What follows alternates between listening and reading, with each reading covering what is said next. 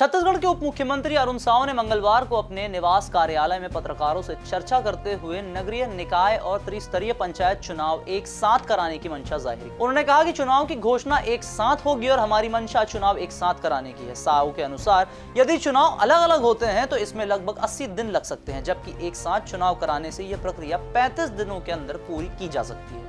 उन्होंने कहा कि यदि चुनाव की घोषणा एक साथ होती है तो इसे एक साथ ही कराया गया चुनाव माना जाएगा। यह बयान ऐसे समय में आया है जब छत्तीसगढ़ में निकाय चुनाव की प्रक्रिया को लेकर राजनीतिक हलचल काफी तेज है।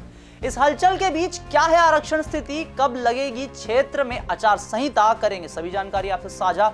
नाम हमारा आशीष गुप्ता और आप देखना शुरू कर चुके हैं NS24/7 डिजिटल। उप मुख्यमंत्री और नगरीय प्रशासन एवं विकास मंत्री अरुण साव ने कहा कि नगरीय निकाय चुनाव की आरक्षण प्रक्रिया सरकार की ओर से पूरी कर ली गई है। उन्होंने कहा कि चुनाव का बिगुल बज चुका है और अब राज्य निर्वाचन आयोग को चुनाव की तारीखों की घोषणा करनी है। साव के इस बयान के बाद यह साफ हो गया है कि राज्य सरकार ने अपनी ओर से चुनाव की तैयारियां पूरी कर ली हैं।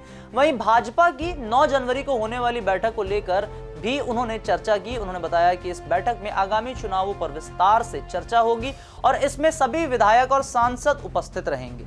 यह बैठक भाजपा के लिए महत्वपूर्ण मानी जा रही है क्योंकि इसमें चुनावी रणनीति को अंतिम रूप दिया जाएगा। छत्तीसगढ़ में नगरीय निकाय चुनाव अब नए साल में ही हो रहे हैं। 27 दिसंबर को आरक्षण प्रक्रिया पूरी होनी थी, लेकिन अब इसे आगे बढ़ाकर 7 जनवरी 2025 तक कर दिया गया है। इसका मतलब है कि राज्य में आचार संहिता भी 7 जनवरी के बाद ही लागू होगी।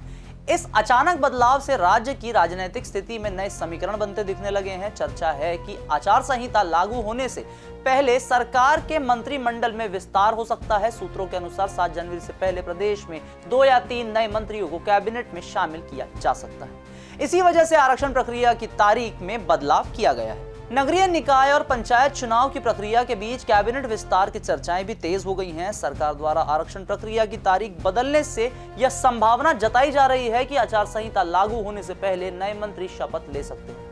भारतीय जनता पार्टी भी इस बीच अपने मंडल और जिले के अध्यक्षों की नियुक्ति कर रही है। संगठनात्मक प्रक्रिया पूरी होने के बाद सरकार अपने मंत्रिमंडल के नए चेहरों की घोषणा कर सकती है। आरक्षण प्रक्रिया की तारीख आगे बढ़ने से सरकार और संगठन दोनों को पर्याप्त समय मिल गया है। इससे पहले भी सरकार ने पंचायत स्तरीय चुनाव के आरक्षण की तारीख में बदलाव किया था।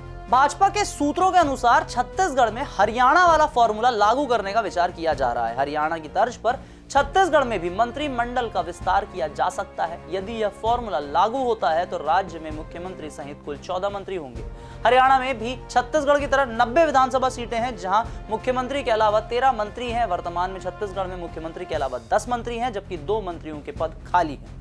संवैधानिक प्रावधानों के तहत राज्य की विधानसभा सीटों के 15% विधायकों को मंत्री पद दिया जा सकता है। इस लिहाज से छत्तीसगढ़ में 13.5 का आंकड़ा आता है, जिससे 3 और मंत्रियों की नियुक्ति संभव है। भाजपा के नेता इस मुद्दे पर फिलहाल खुलकर नहीं बात कर रहे हैं, लेकिन पार्टी के अंदरूनी हलकों में इस पर चर्चा तेज हो चुकी है। तो ये थे छत्तीसगढ़ में होने वाले नगर निकाय चुनाव पर अपडेट। वीडियो अगर आपको पसंद है तो इसे लाइक करें, शेयर करें, अपने दोस्तों को अवेयर करें, चैनल को फॉलो सब्सक्राइब करना ना भूलें।